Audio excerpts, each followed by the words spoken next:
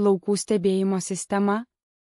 Nacionalinė mokėjimo agentūra, siekdama, kad ūkininkai nebūtų varginami ir gaišinami patikromis vietoje, kad išmokos pasiektų tik tikruosius ūkininkus neimituojančius veiklos, iš anksto informuoja savo klientus apie dar neįvykdytus įsipareigojimus ir kasmet tobulina nuotolinių patikrų įrankius, automatinę laukų nuolatinio stebėjimo sistemą ir Enema Agro programą.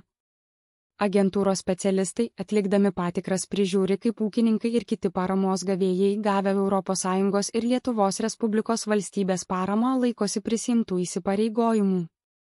Patikros atliekamos nuotoliniu būdu vadovaujantis ANSYS, aerofotografiniais ir palydoviniais vaizdais arba per Enema Agro mobilią programą gautomis nuotraukomis. Naudojant bepiločius orlaivius sunkiai prieinamose vietose, pavyzdžiui, šlapynės, stogai ir kita. Apsilankant projekto įgyvendinimo arba deklaruotų pasėlių ar laikomų gyvulių vietoje. Ne pirmus metus agentūra kryptingai siekia tikslo – atlikti visas nuotolinės patikras. Mūsų siekis paramos gavėjo prisiimtus įsipareigojimus tikrinti remiantis palydoviniais duomenimis, Enema Agro programos pagalba ir kitomis priemonėmis. Patikroms optimizuoti pasitelkiamos šiuolaikinės technologijos. Agentūra laukų matavimus dažniausiai atlieka nuotoliniu būdu vadovaudamasi aerofotografiniais ir palydoviniais vaizdais, o į laukus vyksta tik išskirtiniais atvejais, kai nėra galimybės aiškiai identifikuoti pagal palydovinius vaizdus arba nebuvo gauta nuotraukų per mobiliąją programą Enema Agro. 2023 metais laukus, kuriuose ANSYS nematė įvykdytos veiklos artėjant įsipareigojimų terminams, patikrinome nuotoliniu būdu naudodami Sentinel-2 palydovo pagerintos 1 metro rezoliucijos vaizdus. 2024 metais nacionalinė mokėjimo agentūra ir toliau sieks ne tik laiku atlikti patikras, bet ir didinti nuotoliniu būdu atliekamų patikrų skaičių, taikydama pažangiausius palydovinius vaizdus ir technologijas bei tobulindama atrankų nuotolinėms patikroms procesą. Automatinė laukų nuolatinio stebėjimo sistema. Tai dirbtinio intelekto įrankis skirtas reguliariai ir sistemingai, nuotoliniu būdu naudojant palydovinius duomenis, stebėti ir vertinti žemės ūkio veiklas visoje Lietuvos teritorijoje. ANSYS sugeba nuotoliniu būdu nustatyti 19 pagrindinių Lietuvoje auginamų pasėlių. Tai yra žieminius kviečius, vasarinius miežius, žieminius rapsus, avižas, grikius, žirnius, pupeles, žieminius rugius, žieminius kvietrugius, žieminius miežius, cukrinius runkelius, kukurūzus, vasarinius rapsus, vasarinius kvietrugius, juodąjį pūdymą, žaliąjį pūdymą, daugiametes ganyklas ir pievas. Agentūros specialistai naudodamiesi ANSYS tikrina auginamus pasėlius, žemės dangą, pūdymų įdirbimą, ar pievos šienautos ir ganytos, suartos, ar žemė apleista, ar žolė išdegusi, užlieta ir kitas veiklas. Agentūra, naudodamasi ANSYS 2023 metais patikrino visus 2,9 milijonus hektarų deklaruotų plotų bei iš anksto, artėjant įsipareigojimų terminams, įspėjo ūkininkus apie dar neįvykdytas veiklas. Tai leido net 2 kartus sumažinti patikrų vietoje kiekį, itin sumažėjo ir pažeidimų skaičius. 2023 metais informaciniai pranešimai apie iki reikalavimo termino pabaigos neįvykdytas veiklas išsiųsti dėl daugiau nei 7,000 laukų.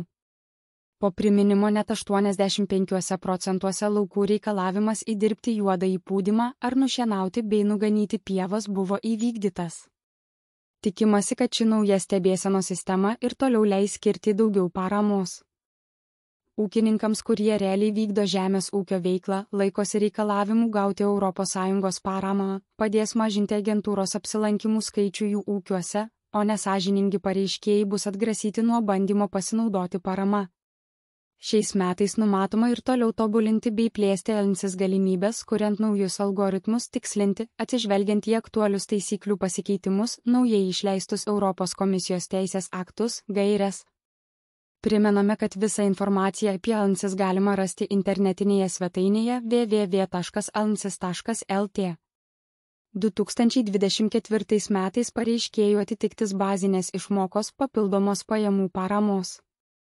Išmokos jaunajam ūkininkui, papildomos perskirstomosios pajamų paramos išmokos, susietosios pajamų paramos už baltyminių augalų ir cukrinių runkelių auginimą, ekologinės sistemos išmokos, tai yra kompleksinės ekologinės sistemos veikla.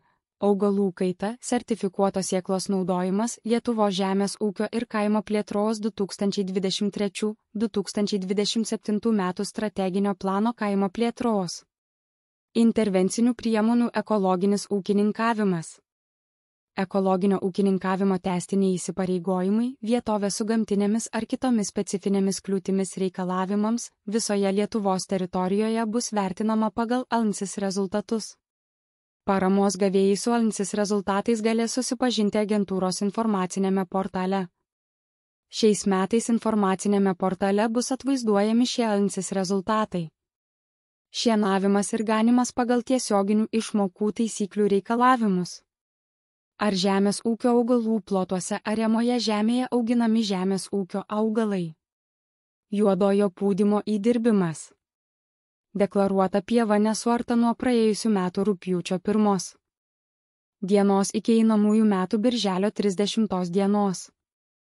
Deklaruoti tinkami gauti paramą plotai, ar nėra sumedėjusios augmenijos.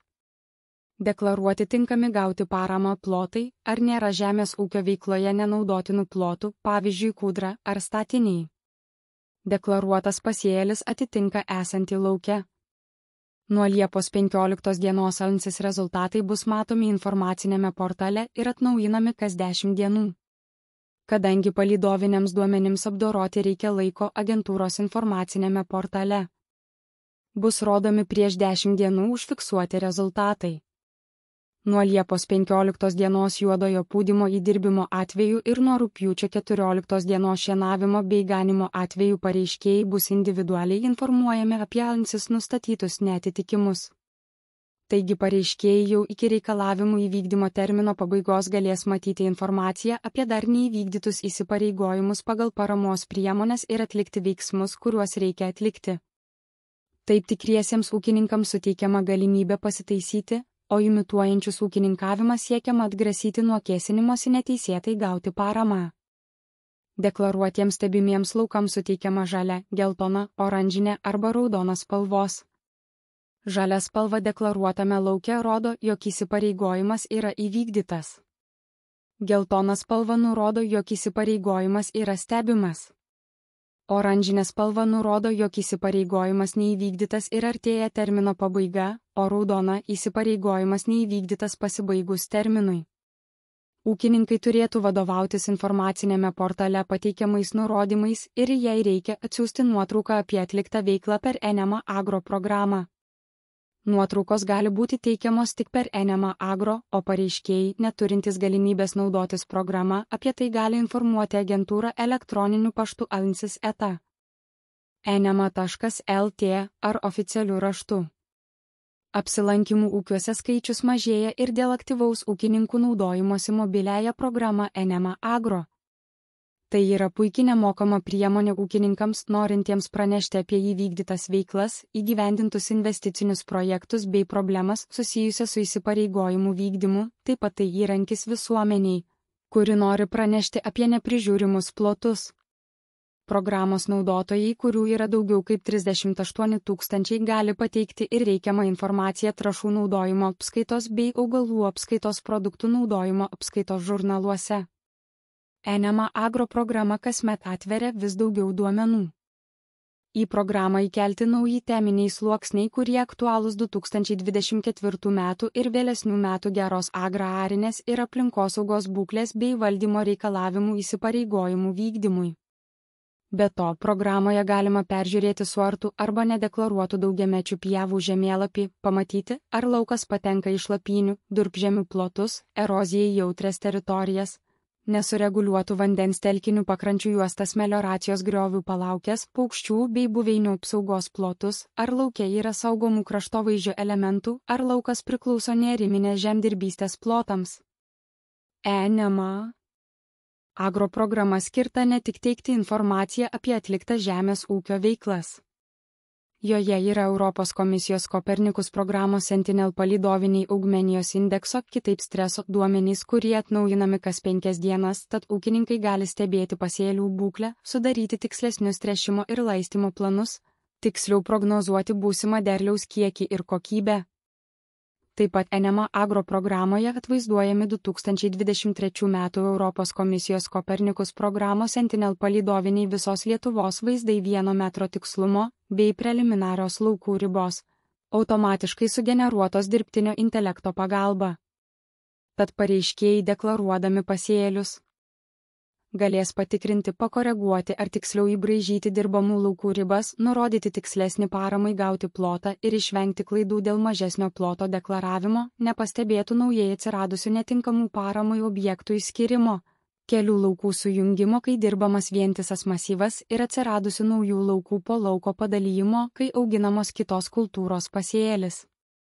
Iki šiol deklaruodami pareiškėjai naudojosi nuo 9 mėnesių iki 3 metų senumo aerofotografiniais žemėlapiais priklausomai nuo vietovės. Daugiau informacijos apie Enema Agro galite sužinoti interneto svetainėje www.enemaagro.lt.